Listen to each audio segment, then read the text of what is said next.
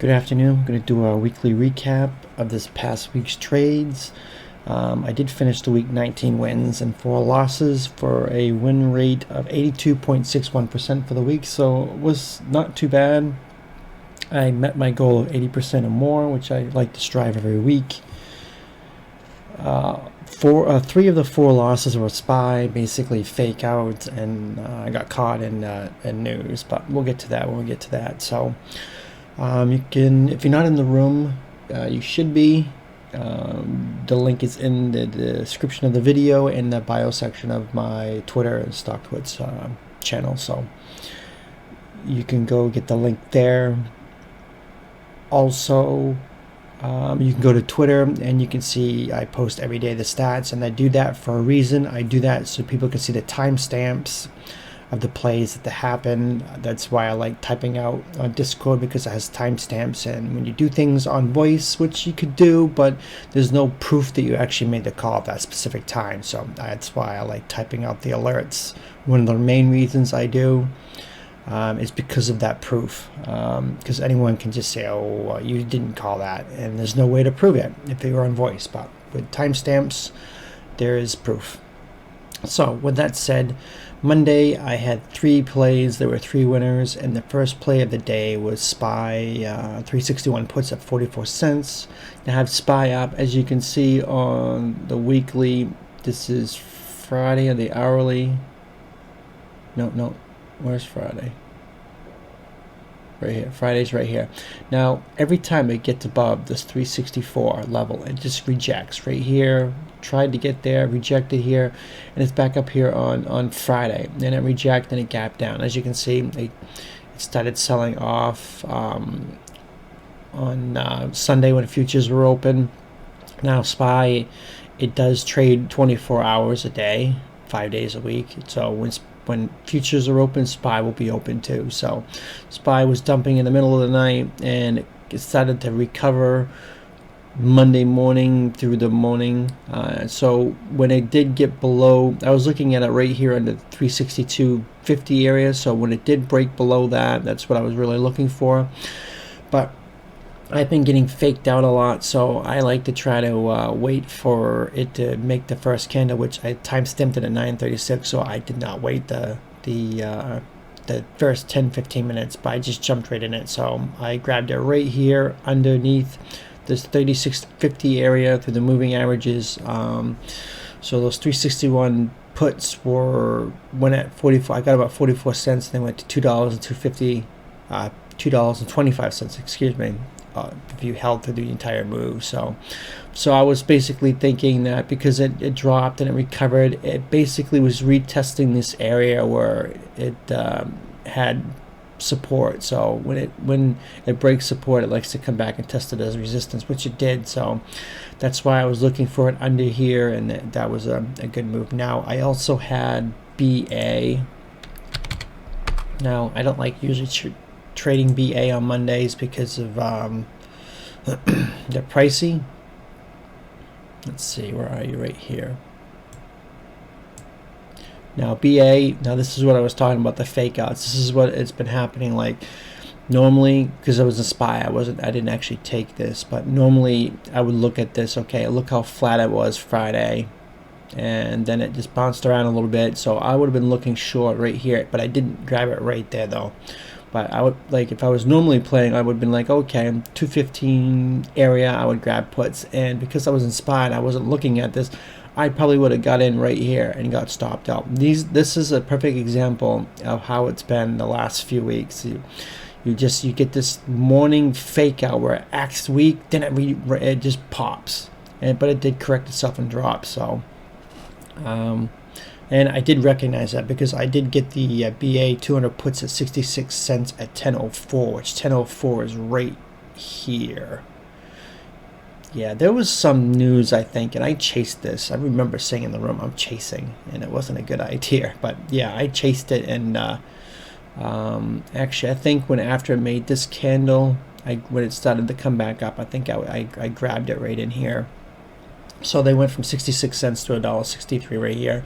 And I know that the move is pretty big, but you also got to remember that it was in the 214 area when I bought 200 puts, so I'm $14 out of the money. So, and that just doesn't move that much when you get that too far out.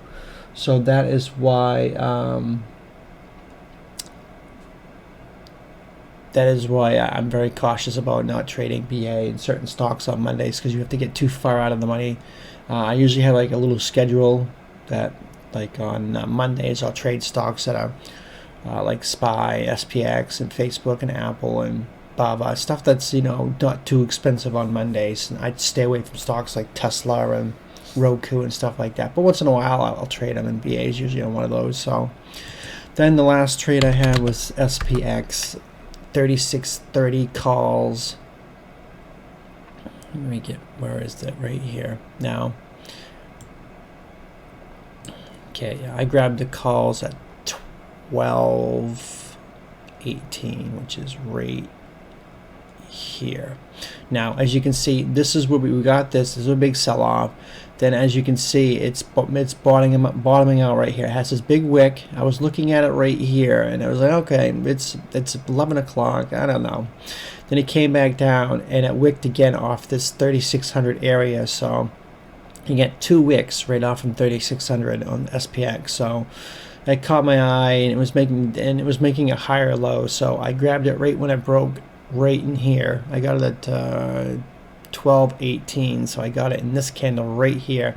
Now, one of the things I like to do is, people like to buy breakouts, in which this is what I was doing, buying the reversal breakout, but I like to buy it before it breaks out. So I like to, even though you get the line right here, I like to buy it right in here, right before, because usually when these things break out, it's usually a big massive candle, and you end up chasing it.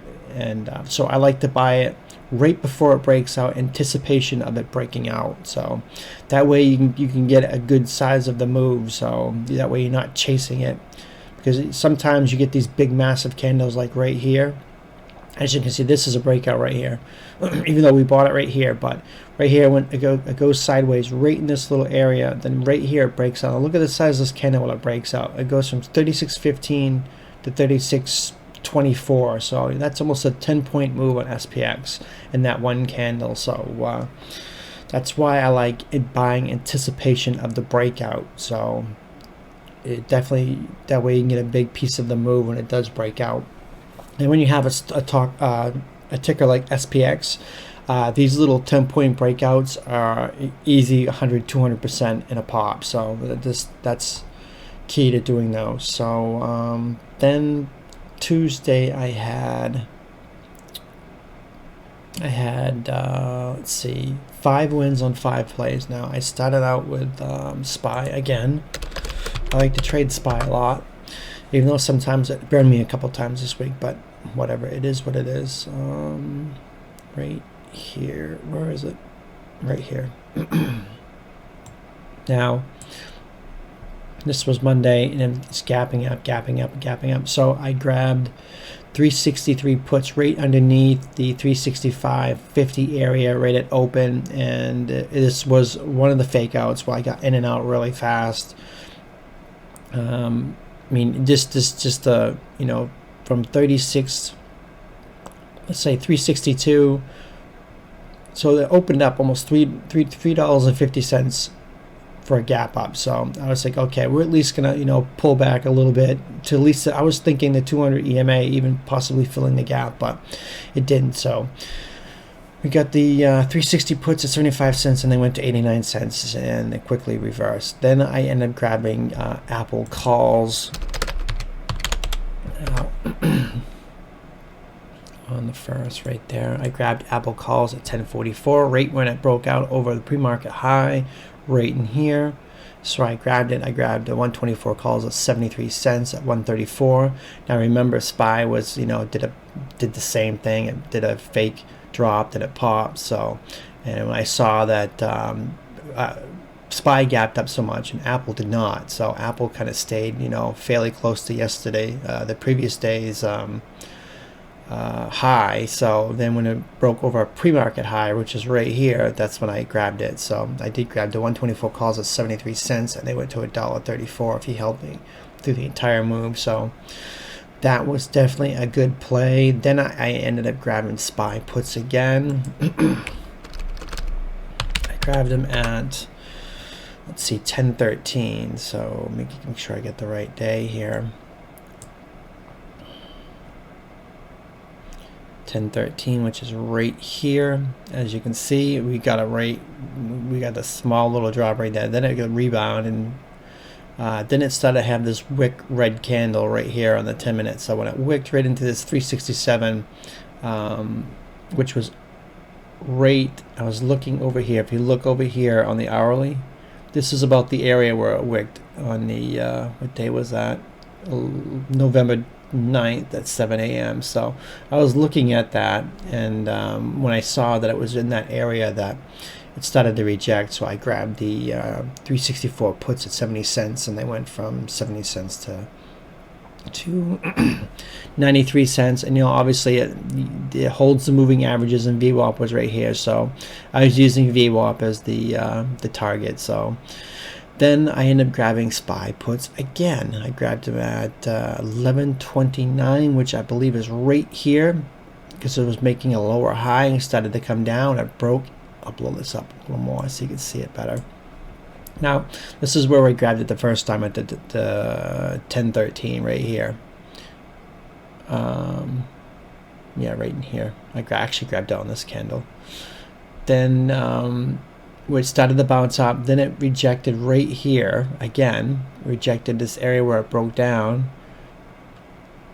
I grabbed, because I'm making a lower high, I grabbed the 364 puts again at 66 cents at 11:39. So it was in this candle right 11:29. I grabbed it right in this candle right here. It was probably right at the close of this candle or right in here somewhere, but I grabbed it right in here. And they went from 66 cents to 89 cents. So that another push to the 37 EMA, which is the white line. You got to know where the moving averages are, and be aware that algos love to use the moving averages to bounce off from, resistance, support, whatever the case may be. In this case, it was support, so it held, and it's been holding. I mean, look how many times it held. It held it here, here, here, here, here, here. I mean, this 37 EMA just is magic. So then the last one I had of the day on Tuesday was Tesla. And Tesla, I believe that is the day that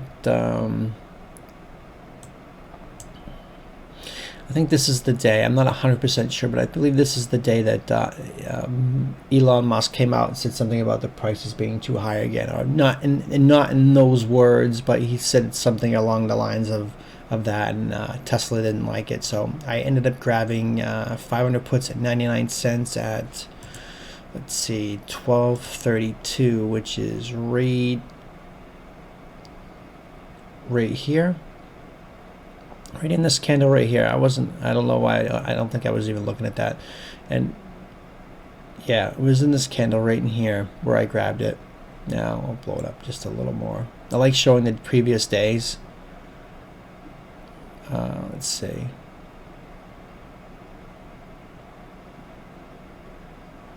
I'm not sure why it's not showing the previous day candles. I don't think I have it loaded on this thing.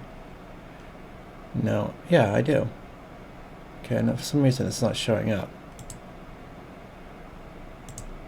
Oh, yeah, because it's not the previous day. Duh. Okay, anyways, yeah, right in here is when I heard the news about Elon's little thing. So I was thinking this was going to get a massive dump, and it didn't. So it went from 99 cents to $1.44. So I'm almost 100% certain that was the news that day, because I don't normally play Tesla on a Tuesday because it's too expensive. I mean, obviously, look, I got 99 cents and it's out 500 puts, and it's trading at 580. So yeah, way outside the money. But that was the play, and that was Tuesday. Now Wednesday, I had 4 wins and 2 losses, and before we get into that, I had the Lulu spread going on. I've had this since October 26th. Let me see if I can back this up a little more to show on the daily. October 26th, which is right in here. Right here, I think. 26, right in here. This is where I grabbed the 26th. Let me just check this again. Yeah, the 26th for some reason. Yeah, this is where I grabbed the debit spread that I've been holding. I had got the expiration for June 18th, 2021. I bought the 390 calls and sold the 400 against them, and I ended up paying $2.75, and I sold them at $4.35 in this big push.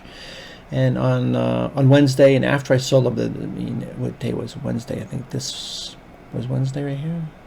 Yeah, right here. I sold it, before it started popping even more. I started to break out over here, and then they ended up going to like $5. So I was watching them, and I was just like, oh, great. I think I sold too early, but whatever. It still did pretty good on like $1.50 or something on it, so that was pretty good. I go in heavy on these debit spreads, so $1.50 is adds up, especially when you go in pretty heavy. So now let's see, I started the day with Tesla puts at what time did I get in? 9:32. Let's pull Tesla up.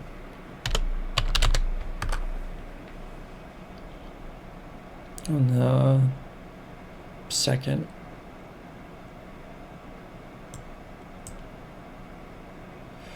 Okay. Now I had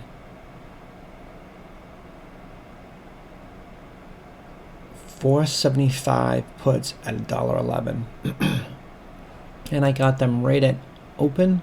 Yeah, I grabbed them right at open, right in here, right when the bell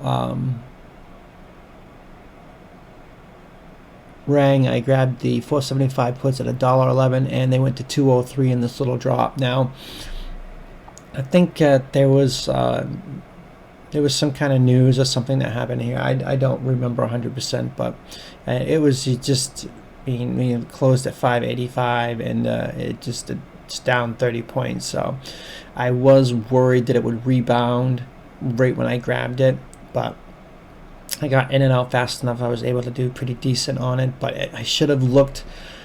Tesla just loves to destroy shorts, and in fact there was an article just yesterday or the day before about how a hedge fund lost like $35 billion shorting Tesla. So Elon just loves to destroy shorts, and when I got short and did get a nice win out of it, that I should have looked for a rebound on that, but I didn't. So that was one of the things I should have done, but it is what it is. Then I ended up grabbing SPY puts. This was my first loss for the week. Now I grab SPY puts at 9:45 on the second, right here. 9:45. I think it was right in here. 9:45. Right here. Oh yeah. This is where I got faked out right here. It started to pop up, and it came back down and broke right below this wick in this area right here. So underneath the 364.50 was an area to grab, and I grabbed the 364 puts at 85 cents, and it quickly rebounded on me, and I got faked out right there. And it just happens so much, and sometimes I try to be so patient and to wait out the first 15 minutes or so, but you gotta understand that sometimes when you wait out the first 10-15 minutes, that is the biggest move of the day, especially like if it was to drop harsh and it could just chop. And like I'll show, like BA I think was one of them that did it yesterday. Just for an example, right here it had the big drop right here, then it just went sideways most of the day. So that's what ends up happening, that it's just a double-edged sword, that if you don't get the first candle, that sometimes it just chops and you miss the big move. And so I try to be patient and wait it out. But sometimes just when you have a setup like this where it's just hanging around in this area that it can't get over pre-market highs, and it just goes up and retests them, then it starts to drop down really harsh at open, that, oh, okay, we're going to get a fake out. Well, actually, that's the open candle right here. Then it started to come down, and when it started to come down and break it, you're like, oh, okay, this is going to be a big dump. Then it just reverses. I mean, it happens. You just got to learn to deal with it, and that's what it did. Then I ended up grabbing Tesla again. Maybe Wednesday was the day that the news came out. I don't think so. I don't remember. For Elon. Let's see. I grabbed 495 puts at $1.04 at 1034. 1034. Right in here. Must have been, yep, right here. I'm going to push down through the 37 EMA. You got this big candle right here. It's rejecting the same area in pre-market. I rejected it here, and I grabbed the 495 puts at $1.04. And let me see.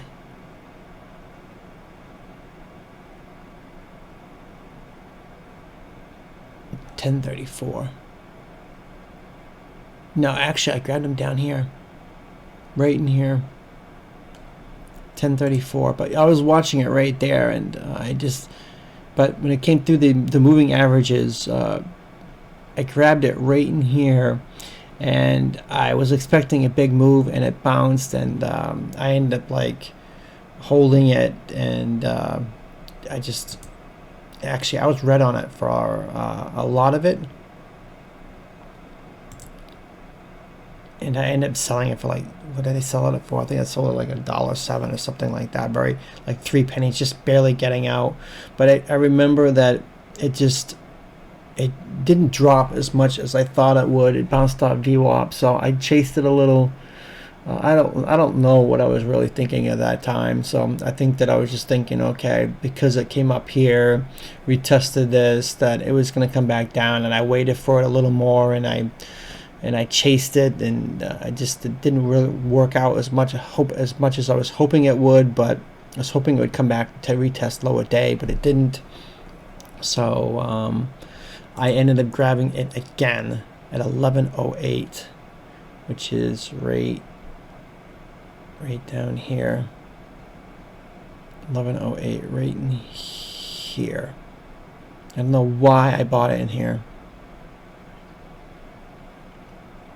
but yeah, I'm seeing something. I don't know why I even bought that right there. I get the right day, first of all. Yeah, the second. I'm not quite sure why I bought it right there, because it said time stamped it at 11.08, so it would be right in this candle right here. I'm not sure why I even bought it there, but I did buy 500 puts at $1.02, and they went to 113 now. This is the one where I remember I was red on them for the longest time because it chopped, and I finally was able to get out green on that. So I made some dumb mistakes on Tesla. One being the opening one was a pretty good one, but I should have played the bounce. I mean, this is why it's important to look back and see what you did for the week and the mistakes you made and what you could have done differently. For some reason, I shouldn't have been buying the 1034. When I bought the 495s, I bought them when it was way down here. I should have bought them when it was up here, but I think that I was just waiting for more confirmation and more downside. So that was the second play in Tesla was I could see why I did that, but I don't see why I grabbed it right here at 11.08 again. But that mistake right there ended up turning green and working out, but I shouldn't have grabbed it right there. I have no idea why I did. It's possible that I saw it rejecting the 37 EMA and it started to come back down and I grabbed it then, but that was a pretty dumb mistake right there that I made. I shouldn't have even taken that. So that's why I keep saying that these weekly recaps help me too, as I do you, because I get to see my dumb mistakes, and I'm not perfect. I'm gonna make mistakes, because if you don't make mistakes, you never learn. Then my second loss of the Was my second loss? Yeah, my second loss of the week and the day was SPX.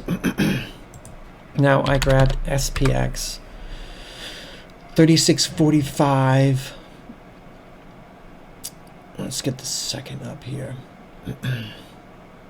Oh, we back it up just a little bit. This is the second.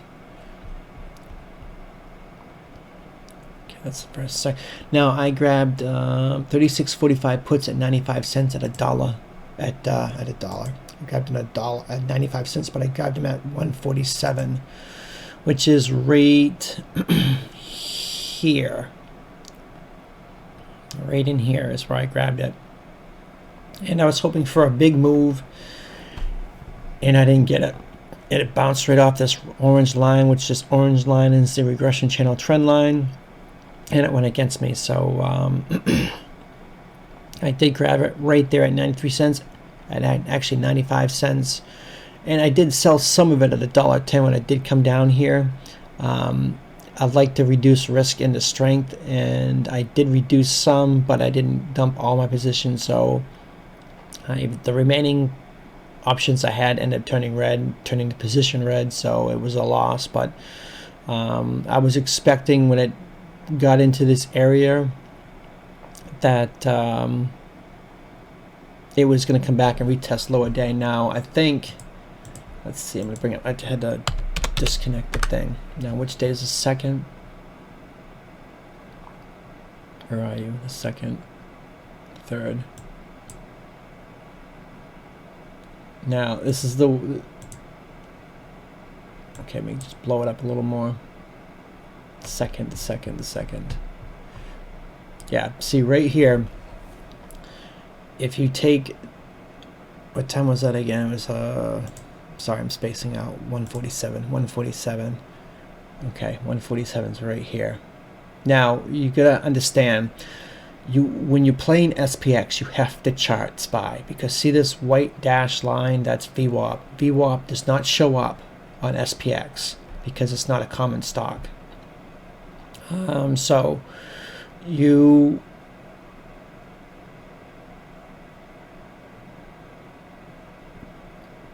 it bounced off VWAP right in here, so, and then it actually bounced really hard off VWAP. But this is why I sold some going into VWAP, because knowing that when you're close to VWAP, usually it's gonna try and bounce or try to hold. It's not gonna usually break VWAP on the first try, because it's just institutions and a lot of big players use VWAP, and that ends up being like a buy the dip area. So it will at least try to bounce or hold before it plunges through it. So I like to reduce risk going into the moving averages and VWAP and stuff like that, because knowing that there's a potential of a reversal right there, so you gotta anticipate it. So I anticipated a little bit, but held some, and it bounced. So that is a key thing you need to understand with SPX. SPX, you do not have VWAP. VWAP does not show up on it. I don't think VWAP shows up on VIX either. No, VWAP does not show up on VIX, because VIX and SPX are not common stocks. You cannot trade common shares. So yeah. Now that was behind SPX.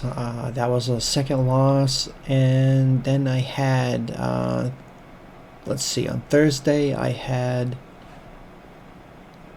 let's see, BABA. Okay, let's pull BABA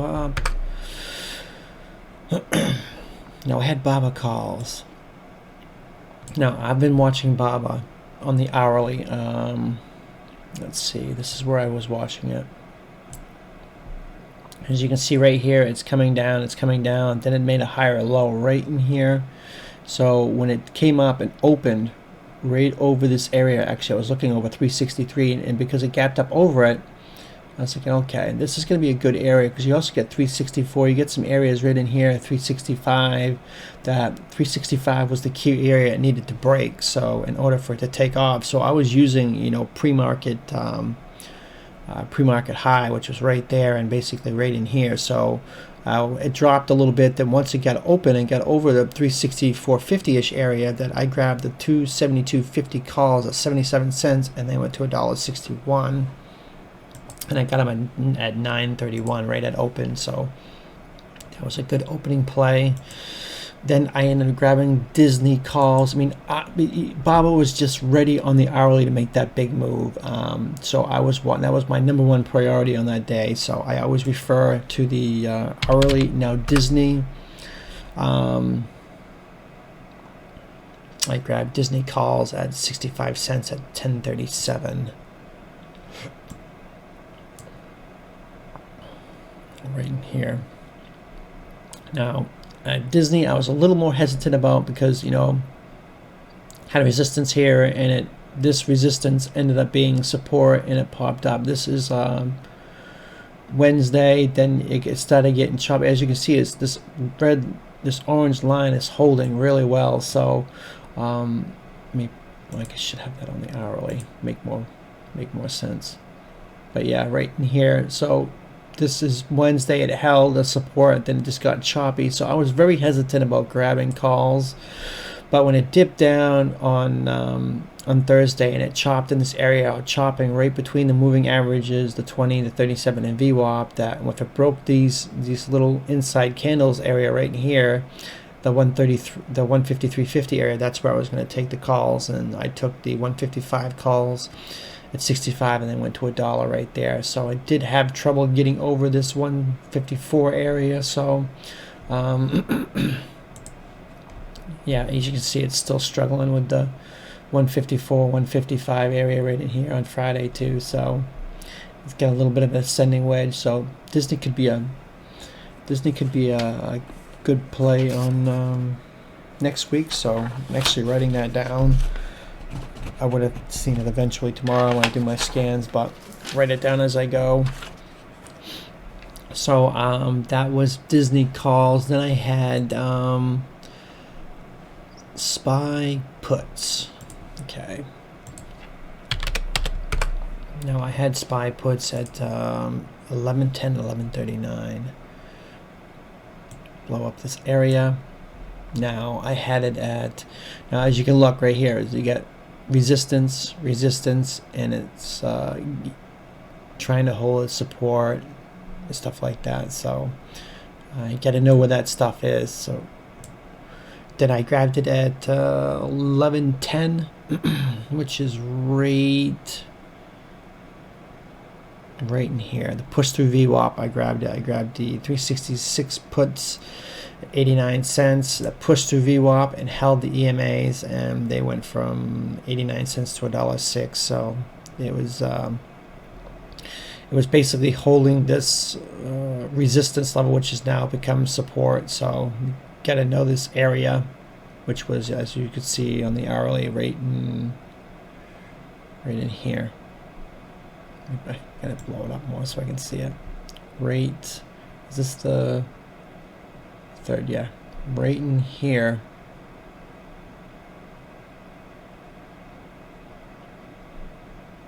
Which was resistance, then turned into support right there. As you can see, it held here and held here, and it was resistance here, but it was support right there. But it did break through.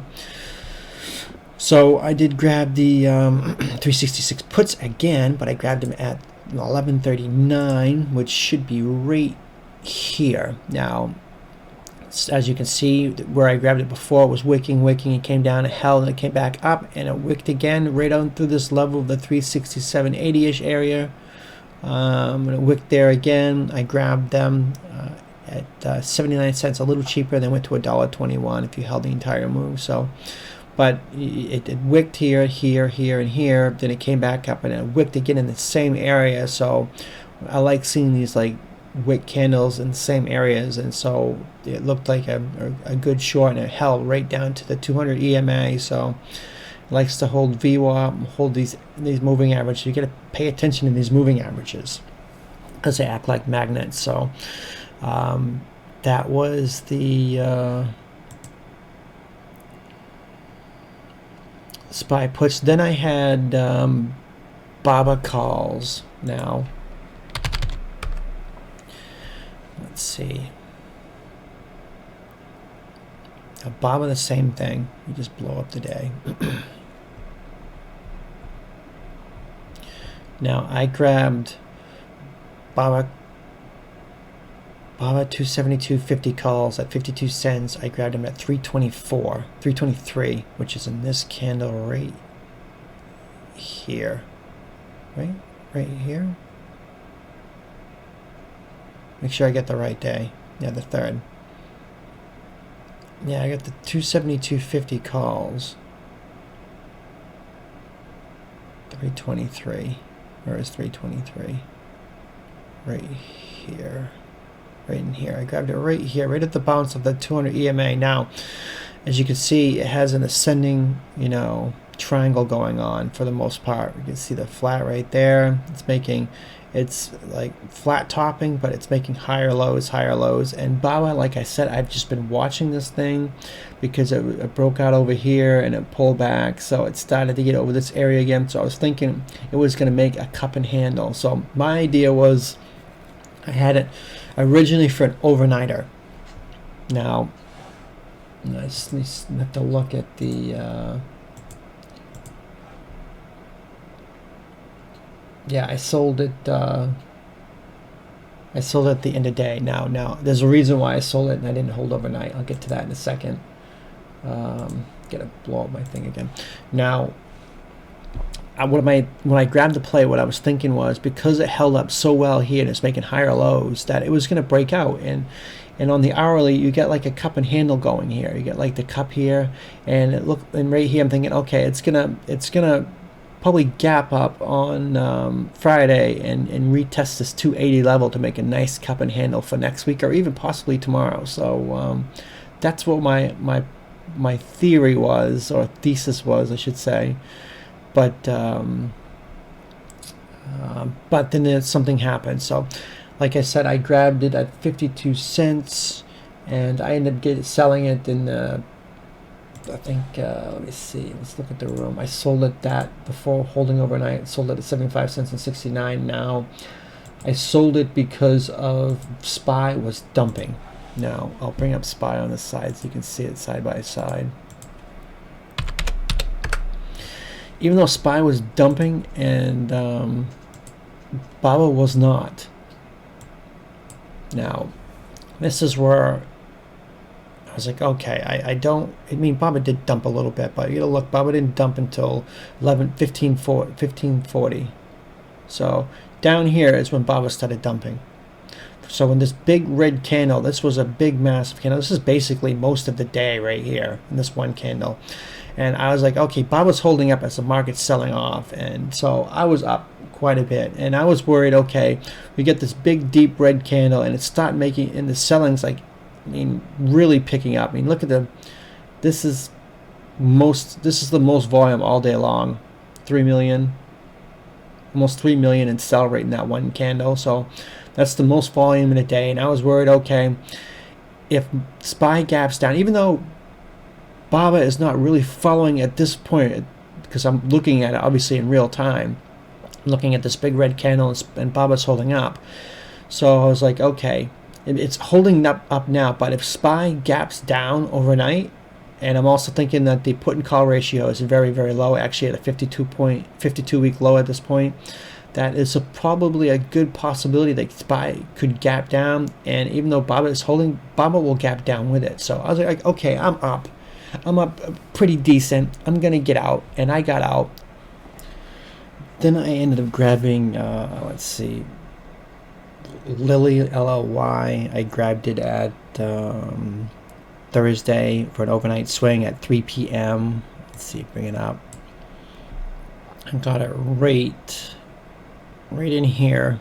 Now, the reason why I got this was a few things. One of them was that Pfizer, FE dropped news about production issues and not failing to be able to meet expectations or whatever. So that would benefit the other companies that are in the vaccine business, like Johnson & Johnson, Moderna, and Lilly, obviously. So, but the other thing that caught my eye was there was a large dark pool that I caught on Cheddar Flow and Schwab for it was 800,000 shares, and it was like, I don't know, I think like $15 million, and it came in right in here. Now, when I saw the dark pool, usually when you see large plays like that on random tickers like Lilly and stuff like that, that there's probably something coming. So I went on StockTwits to not StockTwits. I went on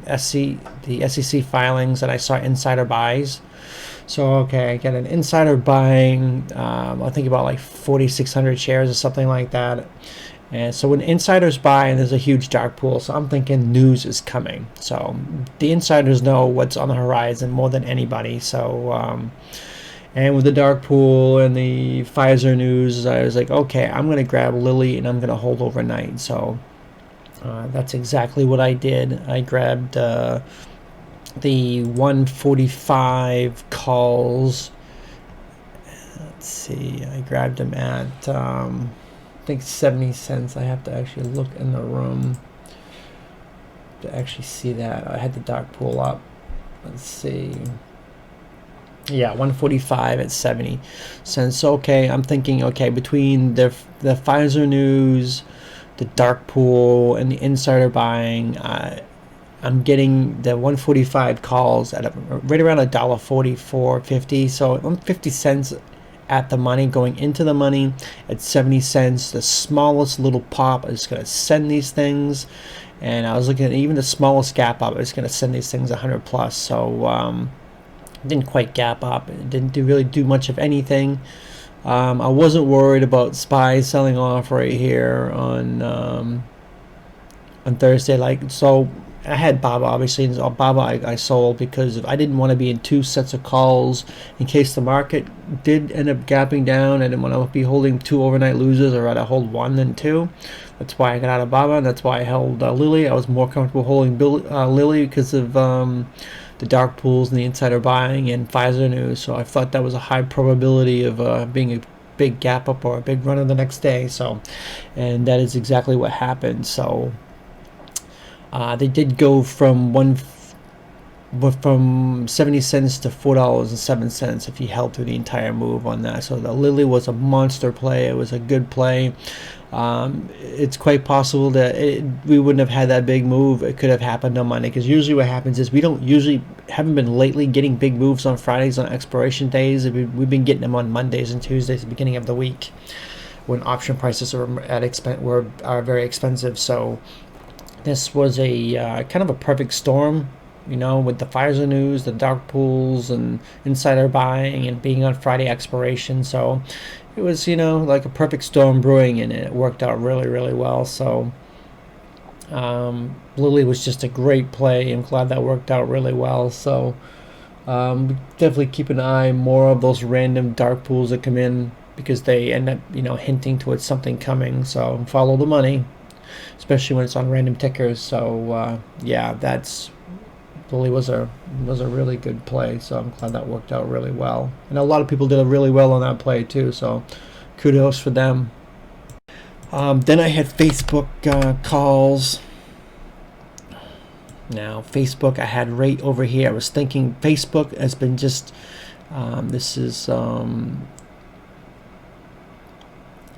Facebook was just due. To me, it did have a little bit of a good Monday and Tuesday and Wednesday. Then it just started dropping off, and it had, like, obviously it was showing a descending wedge right here, if you want to call it that. But to me, it just felt like it was going to reverse right in here. Now, I'm also looking at it from the point of view that at this point in time, it was oversold on the hourly, so it caught my attention. And I was thinking if it did get over this 282 area, this white line, which is actually previous day's close. So when it got over this area through the moving averages, I grabbed it. I grabbed the 285 calls. They went from 70 cents to $1.08 in this move right here. So yeah, that was a decent move. I was expecting something really, really big. If it got over the 284 area, and it was really going to get moving, but it didn't. So then the last two losses of the week and the day was Tesla. Tesla, pretty much the same thing. I grabbed it 615 calls. Now, this I actually thought it was going to break through. I mean, 600 is such a big level. I mean, it rejected it here, it rejected it here. So I was thinking, okay, it held and it's coming back up, and this would be a good opportunity. I'm sure everybody is probably short at 600. I was thinking that the shorts were going to get blown out of the water, and there'd be a big steam move right there, a big strong move. I shouldn't say steam, strong move right there, and it didn't happen. It did a tiny bit right here. I did sell some at 83 because I got in at 75 cents at the 615, so I did reduce a little bit of risk, but I was expecting a big move to at least 605 or 610, because whenever Tesla gets to these big areas, they just like to have a strong move, and it did back through here, but I had it right in here, so at 10 o'clock, so this is where I had it. So I did sell some of it, not all of it, so I did end up going red a little bit on it. So on Tesla. Then the last play was SPY, which was another loss. 369 puts. I grabbed them at 1047, which is right here. No?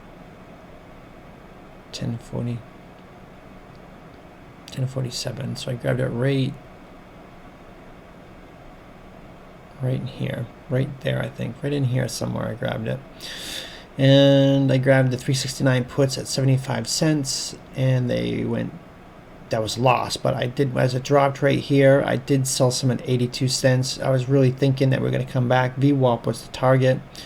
Wicked, and it made the candle came down, and I just thought, okay, boom, we were going to get a little push right here, and we didn't. So reversed, and it chopped, and it did finally come down to the VWAP, but it chopped too much and destroyed the position. So it is what it is. So made a couple mistakes here and there, and anticipated a couple moves that didn't happen, so it's just part of trading. And that's going to do it for the weekly recap. I hope this has helped you and understand the process and my thinking behind some of the plays and why I do what I do. So hopefully next week will be another great week, and don't forget to subscribe and like the video, please, and thank you for watching.